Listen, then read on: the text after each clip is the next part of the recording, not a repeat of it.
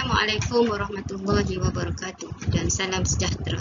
Alhamdulillah, hari ini kita masuk kepada topik kelima daripada kursusi TU 554 penghayatan etika dan peradaban. Topik kelima kita bertajuk pembinaan peradaban majmuk di Malaysia. Sebelum kita meneruskan perbincangan, marilah kita sama-sama melihat sinopsis kepada tajuk ini. Peradaban majmuk di Malaysia adalah gabungan daripada beberapa peradaban besar dunia yang bergaul dan tergarap melalui perjalanan sejarah di alam Melayu. Pembinaan peradaban ini didahului oleh peradaban pribumi alam Melayu, kemudiannya diikuti peradaban Asia, iaitu India, China dan Timur Tengah, serta seterusnya peradaban Barat. Akhirnya peradaban ini disambut oleh peradaban globalisasi yang merupakan kacukan pelbagai punca peradaban tanpa sempadan melalui jaringan digital yang kompleks. Pembinaan peradaban yang beridentitikan Malaysia bermula dengan kemerdekaan 1957 melalui usaha mewujudkan negara bangsa, didahului oleh pembinaan negara bercirikan satu wilayah, satu perlembagaan dan satu kewarganegaraan. Negara mewujudkan beberapa institusi utama seperti sistem birokrasi negara, pelan pembangunan 5 tahun dan sebagainya. Pembangunan ekonomi mendahului pembinaan bangsa. Oleh itu, pembinaan bangsa menyusul antaranya melalui institusi sistem politik kepartian dan pilihan raya. Dalam konteks ini telah wujud beberapa bangsa idaman yang menguasai wacana politik di Malaysia. Usaha membina peradaban beridentitikan Malaysia sangat mencabar dan perlu dikupas dan didebatkan. Objektif topik 5 ini ialah memahami proses pembinaan negara bangsa Malaysia melalui kepelbagaian peradaban. Hasil pembelajaran topik ini pula ialah yang pertama, menghuraikan proses pembentukan negara bangsa di Malaysia. Yang kedua ialah menganalisis negara bangsa Malaysia daripada perspektif peradaban. Ini adalah kandungan khusus kita pada hari ini. Yang pertama, sejarah sosial pengaruh peradaban dunia dalam pembinaan negara bangsa Malaysia. Yang kedua, konsep negara dan bangsa. Ketiga, konsep dan pembentukan negara bangsa dalam acuan Malaysia. Dan yang keempat, kepelbagaian idea, bangsa idaman dan perbahasan. Sejarah sosial pengaruh peradaban dunia dalam pembinaan negara bangsa. Kita akan melihat kepada sejarah yang berlaku di alam Melayu bermula daripada peradaban pribumi alam Melayu, peradaban Asia iaitu India, China, Timur Tengah, peradaban Barat dan peradaban globalisasi. Seterusnya kita juga akan melihat kepada peradaban yang beridentitikan Malaysia bermula dengan era kemerdekaan tahun 1957, pembinaan negara dan pembinaan bangsa. Dalam memahami pergerakan idea dan amalan etika dan peradaban di Malaysia pada hari ini, kita perlu melihat kepada peradaban, pengaruh dan perubahan yang berlaku dalam persekitaran alam Melayu dan juga Nusantara, khususnya di Semenanjung Tanah Melayu, Sarawak dan Sabah. Jika kita melihat kepada perkembangan sejarah alam Melayu awal pula, kita dapati ia dibahagikan kepada zaman prasejarah, protosejarah, zaman persejarahan dan sejarah moden. Kita akan lihat secara lebih detail selepas ini.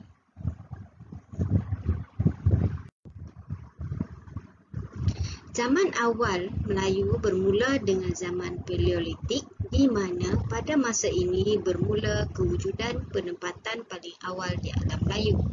Kehidupan masyarakat pada masa tersebut adalah secara berpindah randah dan menggunakan alatan yang diperbuat dari batu sebagai senjata dan peralatan untuk kegunaan harian. Kemudian wujudlah sedikit evolusi dalam kehidupan mereka. walaupun masih berkisar kepada pertanian sara diri. Masyarakat ketika itu sudah mula melakukan kegiatan pertanian, penternakan, perdagangan awal dan saling berhubung dengan penduduk dari kawasan lain. Seterusnya, pada zaman Neolitik, masyarakat kita terus mengalami evolusi sebagai pelengkap kepada zaman batu. Masyarakat sudah kurang berpindah randah, tetapi mula menetap di suatu kawasan yang mempunyai sumber air dan mereka pula menggunakan peralatan logam. Seterusnya, di zaman Perutus Sejarah telah wujud banyak kerajaan-kerajaan purba yang kecil seperti Kerajaan Langkasuka, Kedah Tua, Gangga Negara, Cheh Tu, Lo Yue dan Tan Tan. Dan pada zaman ini juga penggunaan bahasa Melayu sebagai bahasa lingua franca. Sistem politik tradisi terdiri pada sistem pembesar empat lipatan, sistem jemaah menteri, sistem penaung dan dinaung. Sistem sosial pula terdiri pada golongan pemerintah dan golongan yang diperintah. Dalam sistem ekonomi, mereka menjalankan ekonomi sara diri. Jika kita mengimbau peradaban pribumi secara lebih dalam, kita dapati pada kurun pertama hinggalah ke kurun ke-6 Masihi, Kerajaan Funan telah muncul sebagai kuasa yang terkuat di rantau Asia Tenggara pada masa tersebut. Pada kurun ke-7 hingga ke-11 Masihi pula, Kerajaan Sriwijaya telah berjaya mengambil alih peranan Kerajaan Funan sebagai kuasa politik yang terkuat. Sementara itu, pada kurun ke-13 Masihi muncul pula Kerajaan Majapahit selepas daripada kejatuhan Kerajaan Singgasari di Jawa. Semasa pemerintahan Hayam Wuruk dan Patih Gajah Mada yang masyhur, kegemilangan empayar Majapahit berakhir dengan kemunculan Kerajaan Kesultanan Melayu Melaka yang akhirnya kecundang di tangan Portugis pada tahun 1511. Seterusnya, kejatuhan Kerajaan Melayu Melaka telah membawa kepada kemunculan Kerajaan Johor Riau sebagai kerajaan terkuat di Kepulauan Melayu. Kerajaan Kesultanan Melaka iaitu pusat jaringan pertemuan dan pergaulan peradaban. Melaka telah menjadi pusat tumpuan perdagangan di Kepulauan Melayu sekitar kurun ke-15. Kemasyhuran Melaka telah berjaya menarik kedatangan pedagang dari China, India, Timur Tengah dan Eropah. Kedatangan pedagang asing dan pendakwah agama telah membuka ruang interaksi dan pertembungan peradaban rentas benua Eropah dan Asia. Mereka memahami budaya masyarakat Melayu dan turut memperkenalkan budaya mereka kepada masyarakat tempatan. Memang sifat pedagang yang ramah tamah dan bergaul dengan semua mempercepatkan lagi perhubungan antara pedagang dan orang tempatan. Menelusuri pergerakan idea dan amalan etika dan peradaban Asia, pengaruh peradaban dari luar peradaban alam Melayu juga perlu dikaji kerana tanah Melayu, Sarawak dan Sabah berada di lautan timur barat melalui Selat Melaka hinggakan kerajaan-kerajaan di pesisir pantai timur Sumatera dan pesisir pantai barat tanah Melayu silih berganti menjadi pelabuhan di mana peradaban majmuk bertemu. Ini adalah kerana sedikit sebanyak pergerakan idea dan amalan etika dan peradaban Asia akan memberikan kesannya yang tersendiri kepada peradaban Malaysia selepas itu. Pengaruh peradaban India. Hubungan India rantau Asia Tenggara bermula sejak kurun kedua Masihi lagi. Kegiatan penyebaran agama Buddha dan Hindu serta pelayaran putera-putera diraja India telah mempercepatkan hubungan perdagangan serta kebudayaan antara India dengan rantau Asia Tenggara. Hubungan awal India dengan tanah Melayu tidak berbentuk penaklukan kecuali ekspedisi ketenteraan Rajendra Chola yang menyerang Shilendra di Sumatera serta menguasai kerajaan Kedah. Tetapi ia lebih dekat kepada hubungan perdagangan di mana mereka telah datang ke tanah Melayu untuk berdagang atau menyebarkan agama Buddha dan Hindu. Nama-nama seperti Suwarna Bumi iaitu tanah keemasan dan Suwarna Dwipa iaitu pulau atau semenanjung emas, digunakan untuk merujuk kepada negeri-negeri di tanah Melayu yang kaya dengan emas. Perkembangan pengaruh Indianization ke atas penduduk di rantau Asia Tenggara berlaku sebelum tahun 1500 Masihi. Kerajaan yang paling kuat menerima pengaruh India ialah Sriwijaya yang muncul pada akhir abad ke-5 Masihi. Pengaruh India begitu meluas dan kuat di rantau Asia Tenggara sehingga kawasan ini dikenali sebagai The Greater India. Berikut adalah sumbangan tamadun India kepada etika dan peradaban tanah Melayu. Yang pertama, seni bina. Tamadun India sangat terkenal dengan binaan yang cantik, baik dan lengkap. Ia banyak berteraskan kepada agama dengan pembinaan kuil seperti yang terdapat di Gua Ajanta dan Ellora di India. Peninggalan yang ada adalah candi Borobudur di tanah Jawa. Dari aspek sains dan teknologi pula didapati ahli matematik India sudah mengetahui konsep geometri, memperkenalkan sistem nombor, pengetahuan dalam bidang astronomi dan penghasilan batu bata untuk binaan dengan pembakaran menggunakan suhu yang tinggi. Dalam bidang agama pula diketahui bahawa India adalah tempat asal agama Hindu dan Buddha. Tamadun India juga memperkenalkan yoga kepada dunia yang diamalkan untuk kesihatan dan kelansingan badan. Dari aspek bahasa dan kesusastraan pula dikatakan bahasa Sanskrit berasal dari India, begitu juga dengan bahasa Tamil yang digunakan oleh orang-orang India sehingga sekarang. Dalam bidang falsafah terdapat dua aliran utama di India. Pertama, mereka yang berpegang kepada kitab Veda dan yang kedua, golongan yang menolak kitab ini yang akhirnya menubuhkan agama Buddha, Jain dan Javaka. Dalam aspek ekonomi, tamadun India agak kehadapan di mana semenjak dari zaman Gupta, mereka telah menggunakan mata wang.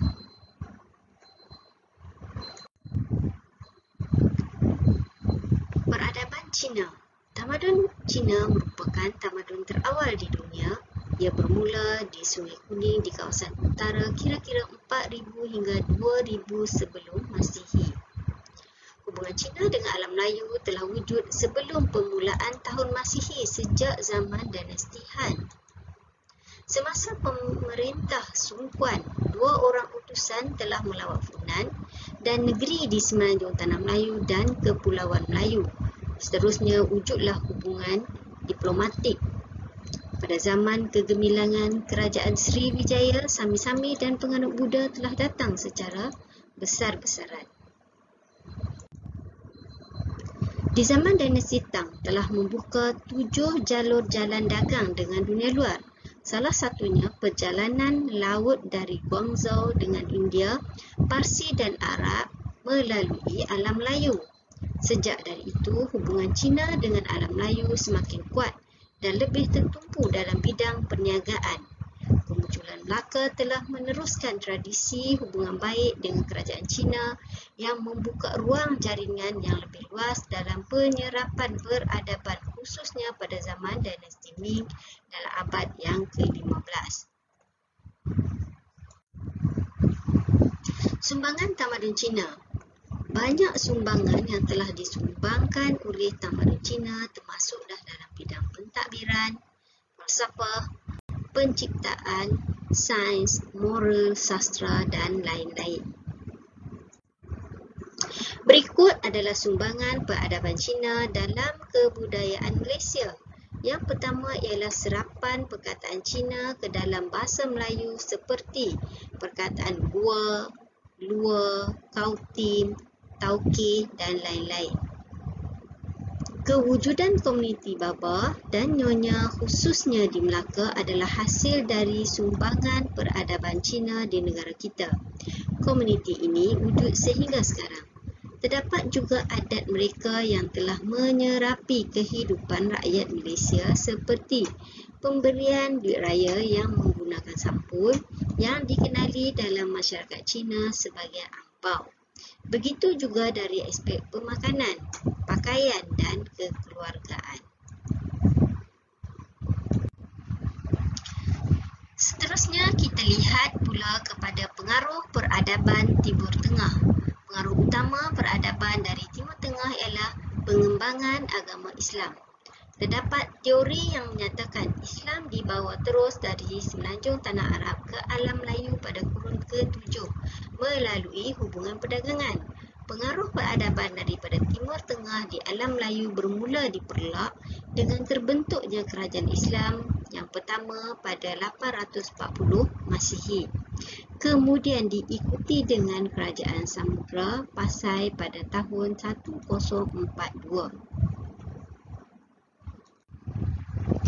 Pasai telah muncul sebagai pusat pertama pengajian dan penyebaran Islam yang boleh dianggap sebagai pusat tamadun Melayu Islam yang pertama di Kepulauan Melayu.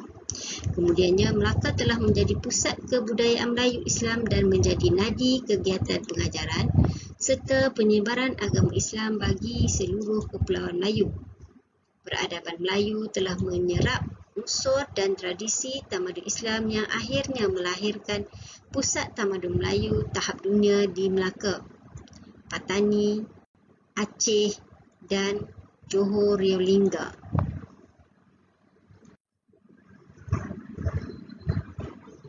Pengaruh peradaban Timur Tengah ke atas peradaban Melayu sangatlah besar dan memberi impak terhadap penduduk di alam Melayu. Ia meliputi hampir keseluruhan sistem kehidupan, merangkumi aspek politik, sosial, pendidikan, ekonomi dan lain-lain lagi. Kemasukan pengaruh Timur Tengah ini bukan sahaja menghakis pengaruh peradaban India sebelum ini, tetapi telah mengubah pegangan agama, kepercayaan, pemikiran, cara hidup, sistem pemerintahan, perundangan dan lain-lain lagi.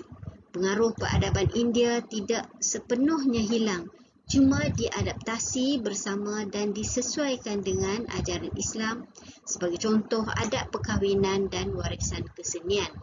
Adaptasi dan penyesuaian ini telah memperkukuh dan memperkayakan lagi peradaban Melayu sehingga membentuk peradaban Melayu Islam. Seterusnya, marilah kita melihat apakah pengaruh Barat yang juga mempengaruhi etika dan peradaban kita, rakyat Malaysia. Pengaruh peradaban Barat bermula dengan kedatangan kuasa kolonial ke alam Melayu, khususnya di Tanah Melayu. Portugis pada tahun 1511, Belanda 1641 dan British 1786. Peradaban Barat bukan sahaja membawa pengaruh dalam kehidupan sosial dan ekonomi, tetapi telah membawa implikasi besar dalam struktur pentadbiran dan pemerintahan negara.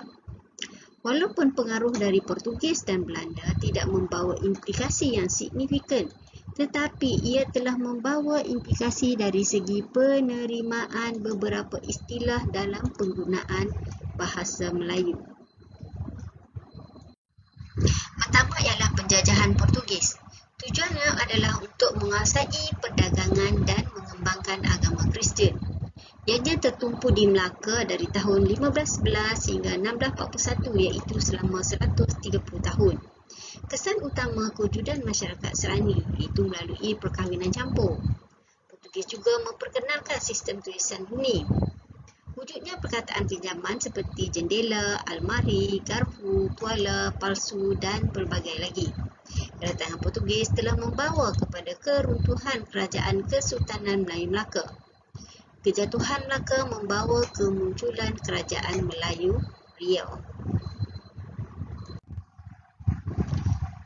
Yang kedua adalah penjajahan Belanda. Belanda menubuhkan Syarikat Hindia Timur Belanda tahun 1602 untuk menguasai perdagangan rempah di Kepulauan Melayu. Belanda juga menguasai perdagangan kain di India dan benih timah di negeri-negeri Melayu. Pusat utama ialah di Betawi. 1641, Belanda menyerang Portugis di Melaka dengan bantuan Kerajaan Melayu Johor.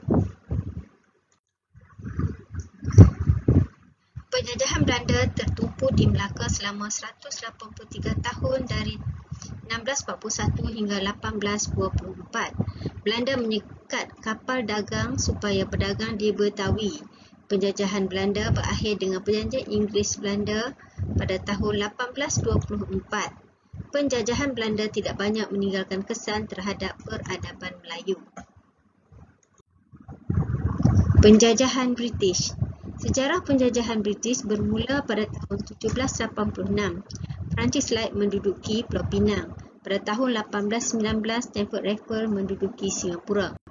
Pada tahun 1824, Perjanjian Inggeris-Belanda yang mengesahkan pendudukan Inggeris di Tanah Melayu. Pada tahun 1825, persetiaan awal Kapten Henry Burney dengan Siam bagi menyekat pengaruh Siam di Perak dan Selangor. Pada tahun 1826, Perjanjian Burney ditandatangani antara Inggeris dengan Siam. Pada tahun 1826, Singapura, Pulau Pinang dan Melaka disatukan di bawah negeri-negeri Selat. Inggeris telah mewujudkan pelbagai sistem pendidikan semasa penjajahannya di Tanah Melayu meliputi sistem residen, dasar desentralisasi, pembentukan negeri-negeri Selat, negeri-negeri bersekutu dan negeri-negeri tidak bersekutu.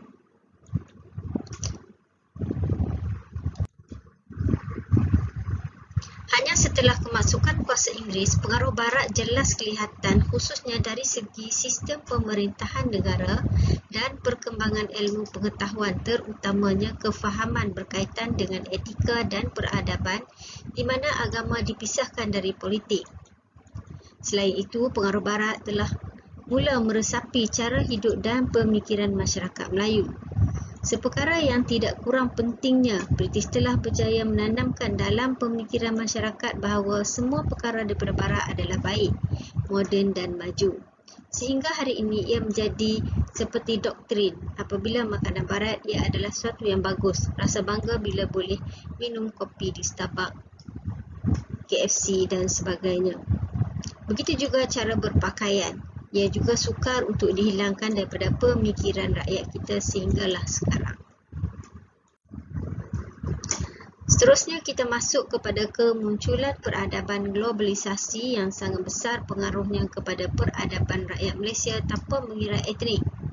Ia juga dikatakan sebagai era dunia tanpa sempadan yang telah memungkinkan berlakunya interaksi dan peradaban merentasi benua dan sempadan negara melalui pemodenan dalam pelbagai aspek kehidupan, perkembangan teknologi maklumat dan informasi dengan wujudnya internet, komputer dan telefon pintar. Begitu juga dengan penggunaan media sosial yang berleluasa melalui Facebook, WhatsApp, Instagram, Twitter dan lain-lain lagi. Peradaban globalisasi membawa pengaruh yang besar dalam pelbagai aspek kehidupan merentasi bidang politik, ekonomi, sosio budaya termasuklah perkembangan bidang ilmu dan pemikiran. Sudah semestinya perkembangan peradaban global ini turut menjadi penyumbang kepada pembentukan peradaban majmuk di Malaysia.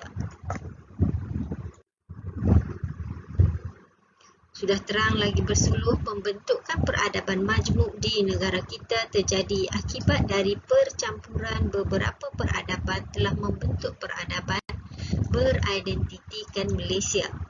Setelah kemasukan pedagang India, China dan Timur Tengah mula membuka ruang berinteraksi dan jaringan peradaban yang lebih luas di Tanah Melayu. Memasukkan penjajahan Barat seperti Portugis, Belanda dan Inggeris telah membawa kepada berlakunya interaksi dan jaringan peradaban yang lebih rencam. Penjajahan Inggeris telah membawa lebih ramai pekerja asing dari India dan China telah memungkinkan berlakunya pengukuhan peradaban India dan China. Hari ini telah membawa berlakunya kacukan pelbagai punca peradaban tanpa sempadan melalui jaringan digital yang kompleks. Ini adalah bentuk grafik bagaimana peradaban acuan Malaysia yang bersifat majmuk berlaku. Hasil daripada percampuran berbagai peradaban luar dan dalam. Peradaban Melayu sebagai teras pada peradaban majmuk acuan Malaysia ditambah dengan peradaban Cina, India dan Timur Tengah yang wujud pada peringkat awal. Kemudiannya ditambah pula dengan pengaruh peradaban Barat yang berlaku setelah kedatangan Portugis, Belanda dan Inggeris yang mewarnai peradaban masyarakat majmuk di negeri kita. Seterusnya, mutakhir ini kita melihat kewujudan peradaban global yang pantas pasti juga akan memberi impak yang besar kepada peradaban majmuk Malaysia. Seterusnya, kita boleh melihat bagaimana transformasi sosial ekonomi ke arah peradaban acuan Malaysia terjadi. Bermula pada tahun 1970-an berlaku kemiskinan dan ketidaksamarataan dalam aspek ekonomi dan sosial. Seterusnya, pada tahun 80-an dan 90-an, kerajaan telah menggerakkan negara dengan pembangunan industri dan urbanisasi.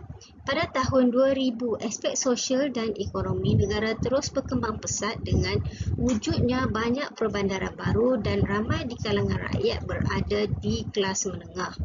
Kesannya ialah kita berusaha menuju ke sebuah negara maju sehingga segalanya terhenti seketika dengan pandemik COVID-19 yang melanda dunia, mengakibatkan ketidaktentuan dalam aspek politik, ekonomi dan sosial, termasuklah negara kita.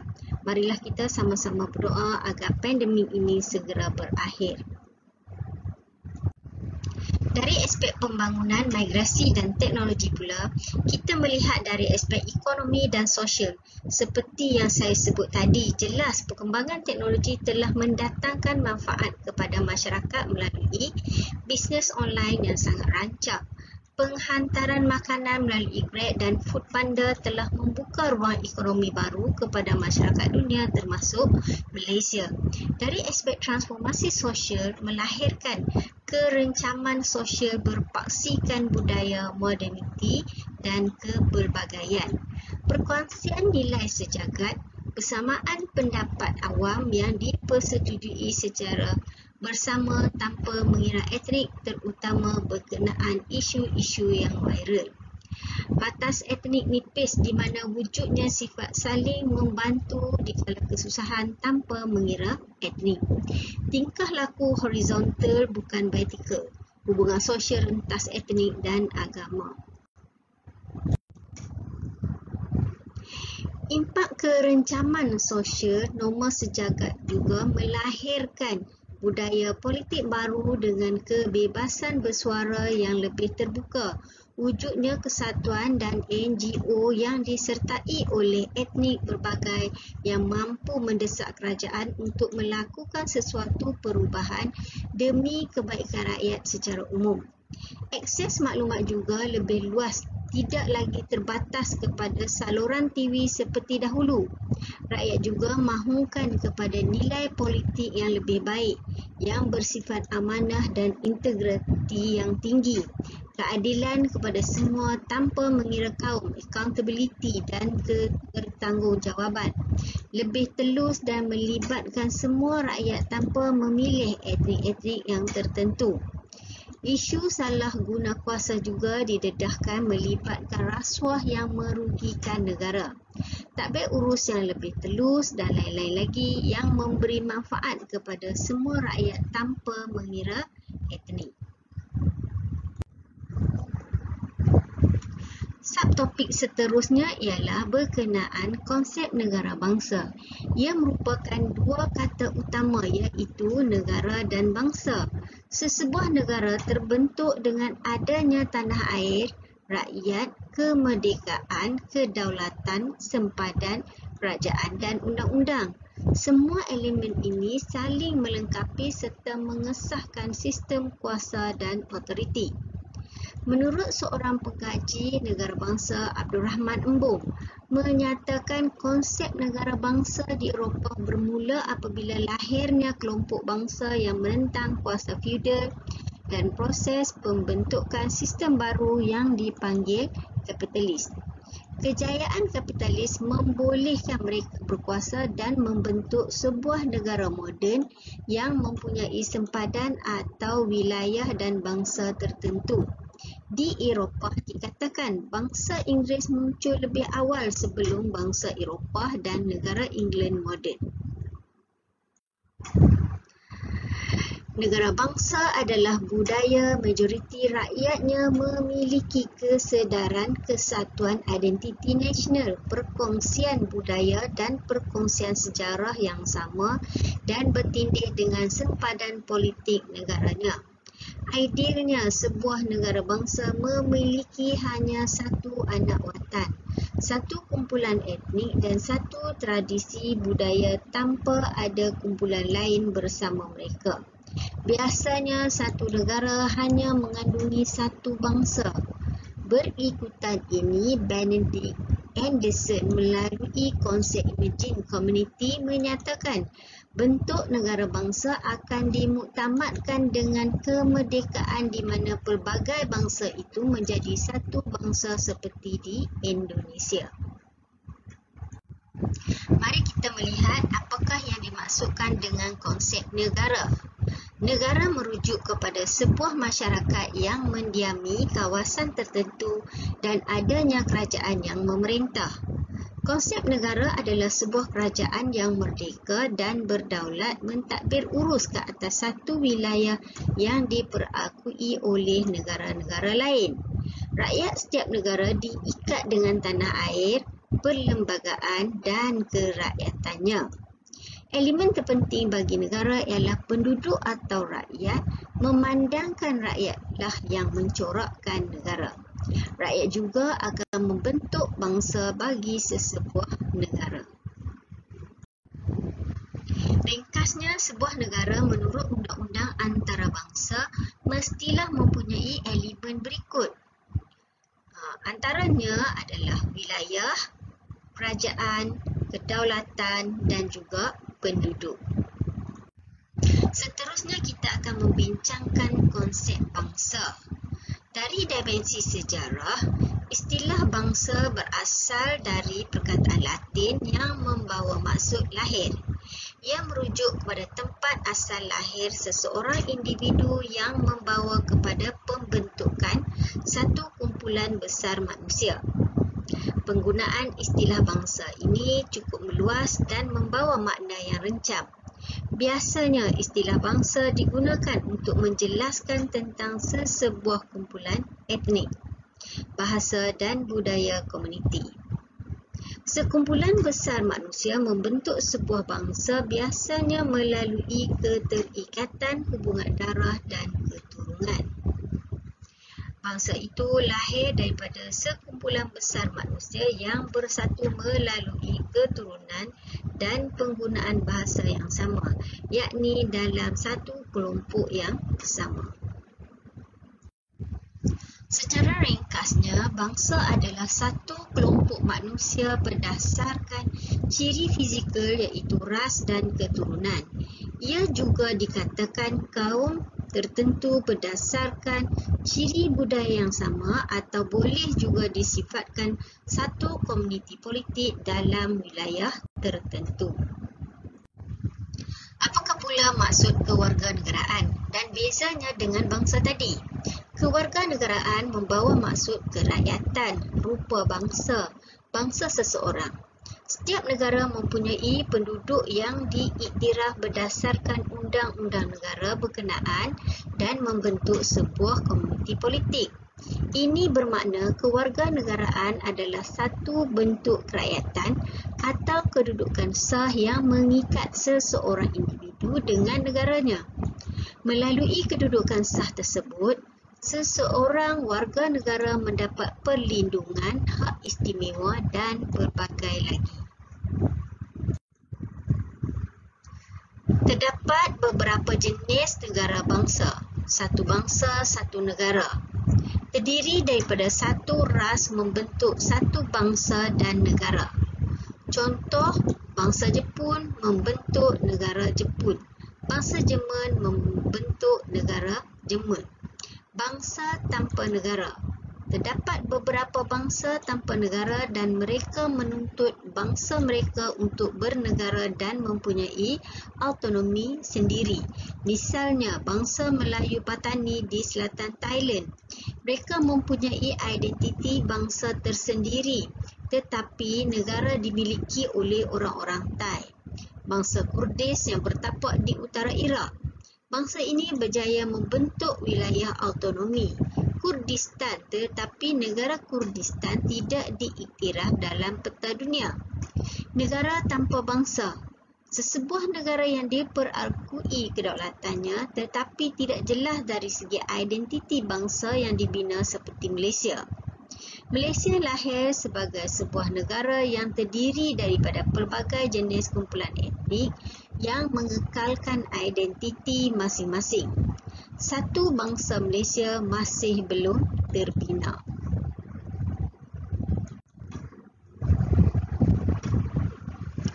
Ada pendapat menyatakan negara bangsa adalah sebuah institusi politik yang merujuk kepada sebuah negara yang dihuni oleh sekumpulan manusia yang memperkenalkan diri mereka sebagai sebuah bangsa atas landasan perkongsian budaya, sejarah, bahasa, etnisiti dan faktor-faktor lain. Jika menurut pandangan ini, negara kita tidak termasuk di dalam negara bangsa kerana rakyat kita terdiri dari pelbagai etnik. Di sinilah kita dapat melihat betapa komplikatednya negara kita Malaysia. Tidak banyak negara yang rakyatnya berbilang etnik seperti negara kita dengan etnik majoriti sangatlah tipis. Pembentukan negara bangsa Malaysia apabila Malaysia diisytiharkan merdeka pada 31 Ogos 1957, apa yang lahir ialah sebuah negara dan bukannya sebuah bangsa. Apabila Malaysia terbentuk pada 16 September 1963, apa yang wujud ialah negara Malaysia dan bukannya bangsa Malaysia. Bagi aliran yang berfahaman liberal dan sosialis, negara bangsa adalah satu usaha untuk membentuk kesetiaan dan ketaatan sivik yang sempurna. Manakala bagi fahaman konservatif dan nasionalis pula, ia adalah berdasarkan kepada etnik atau satu bentuk perpaduan organik. Ini adalah naratif negara bangsa Malaysia, negara yang kita cintai. Kita menginginkan sebuah negara etno berpasakkan anak watan dalam masyarakat kepelbagaian diintegrasikan di pelantar perlembagaan dan tersulam ruang sivik dalam governance dan pembangunan dengan keadilan, keterangkuman dan demokrasi dalam membina negara bangsa Malaysia. Hegemoni politik negara kita telah memperakui dan menerima anak watan dan komuniti migran diberikan kerajaan negara, sama-sama menyedut udara nyaman Malaysia tanpa pengusuhan dan persengketaan. Perlembagaan mencerminkan kenyataan sejarah panjang di mana Melayu, Islam, Bahasa Melayu, Raja dan Akta 153, kedudukan hak orang Melayu dan Bumiputera dijadikan pasak perlembagaan dan asas kesepaduan. Minoriti lain diikat dengan tapak integrasi di mana Yang di-Pertuan Agong simbol perpaduan negara. Islam agama rasmi persekutuan. Bahasa Melayu adalah bahasa kebangsaan dan bahasa perpaduan. Dan Akta 153 Yang di-Pertuan Agong telah menjamin kepentingan minoriti lain. Apabila Malaysia dibentuk, rakyat Sabah dan Sarawak telah diperakui sebagai Bumiputera dan dijadikan sebahagian pasak negara bangsa bersama Melayu. Kepelbagaian idea. Bangsa idaman menurut Dr. Syamsul Amri berpendirian bahawa sebuah negara bangsa adalah a project work in progress hingga wujud negara, tetapi bangsanya tidak terbina seperti di Malaysia. Di Malaysia, pembentukan bangsa terjadi dalam dua fasa iaitu sebelum dan selepas merdeka. Antaranya adalah konsep Melayu Raya dan konsep negara Islam yang diperkenalkan serta konsep masyarakat majmuk yang dipimpin oleh orang Melayu. Namun demikian, konsep masyarakat majmuk yang diterima oleh pihak British dengan terbentuknya Community Liaison Committee 1949 yang diterima pakai sehingga merdeka. Selepas kemerdekaan, wujud keinginan untuk melahirkan satu konsep kenegaraan yang kolektif, identiti nasional sepunya. Impian telah melahirkan konsep Malaysian Malaysia diperkenalkan oleh Lee Kuan Yew dan akhir 1990-an oleh Tun Mahathir dengan slogan Wawasan 2020 dan gagasan Satu Malaysia. Pembangunan bangsa pasca PRU14 tidak banyak mengalami perubahan. Terkini, konsep bangsa idaman inilah yang diangkat oleh parti-parti politik seperti Bersatu, UMNO dan PAS. Kepelbagaian dan perbezaan yang wujud antara kaum di negara ini adalah sesuatu yang perlu diraikan. Namun, kita sering melihat perbezaan-perbezaan ini dalam diktonomi yang negatif, bukannya positif. Perbezaan sepatutnya menjadi sesuatu yang bermanfaat, bukan mudarat kepada semua pihak. Kepelbagaian yang ada sepatutnya dapat melahirkan pelbagai kebaikan kepada semua demi kemajuan dan kesejahteraan negara. Etos bangsa, etnik, nasionalisme dan bangsa. Perkataan etos daripada bahasa Greek, etika, sikap, kepribadian, watak, karakter serta keyakinan atas sesuatu perkara. Etos juga bermaksud pandangan khas untuk suatu golongan sosial yang didasarkan kepada sifat, nilai adat istiadat yang memberi watak dalam masyarakat. Istilah etos bangsa merujuk kepada nilai-nilai khas, tradisi, identiti dan wawasan masa depan sesebuah bangsa. Dalam konteks Malaysia, Tun Dr. Mahathir telah mengemukakan etos bangsa sebagaimana berikut. Pembinaan sebuah negara yang mempunyai bangsa yang pelbagai tetapi berkongsi pengalaman sejarah, nilai, identiti, matlamat yang mengatasi kepentingan etnik sendiri, setia, komited dan mempunyai emotional attachment dengan negara tercinta. Etos nasional juga adalah ciri-ciri unik masyarakat setempat yang mengikat seseorang individu dengan individu yang lain dan yang mengikat rakyat dengan negara melalui perkongsian nilai, perasaan dan semangat, kepercayaan dan identiti bersama. Setiap bangsa memiliki warisan etnosimbolisme tersendiri dalam jangka persejarahan panjang yang membentuk nilai dan budaya mereka yang tersendiri. Justru setiap rakyat Malaysia harus mengekalkan etno mereka di mana yang sama menerima etnosimbolisme yang menjadi etnosimbolisme bangsa Malaysia yang dapat dilihat dari aspek sosial, ekonomi maupun politik. Walaupun konsep identiti nasional, kebangsaan dan etos bangsa dikaitkan dengan bangsa, mengukurnya adalah sulit dan hanya dapat dipantau bentuk dan intensitinya di negara itu hasil daripada tolak ansur dan kerjasama semua etnik yang ada di Malaysia.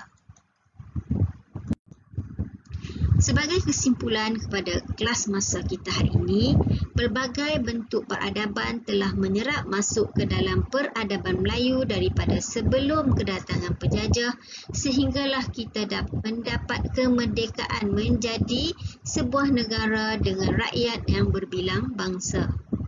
Negara bangsa, majoriti rakyatnya memiliki kesedaran kesatuan identiti nasional, perkongsian budaya dan perkongsian sejarah yang sama dan bertindih dengan sempadan politik wilayah negaranya. Negara bangsa idaman, masyarakat Malaysia yang mempunyai pelbagai budaya disatukan di bawah satu simbol, etos simbolisme bangsa Malaysia. Etos nasional akan mengikat semua bangsa untuk saling hormat, menghormati, bertoleransi, bekerjasama dan sayang menyayangi antara satu sama lain demi negara yang tercinta. Ini adalah senarai rujukan yang digunakan untuk topik ini. Moga apa yang disampaikan hari ini memberi manfaat kepada pelajar semua. Sekian, wabillahi taufik. Assalamualaikum warahmatullahi wabarakatuh.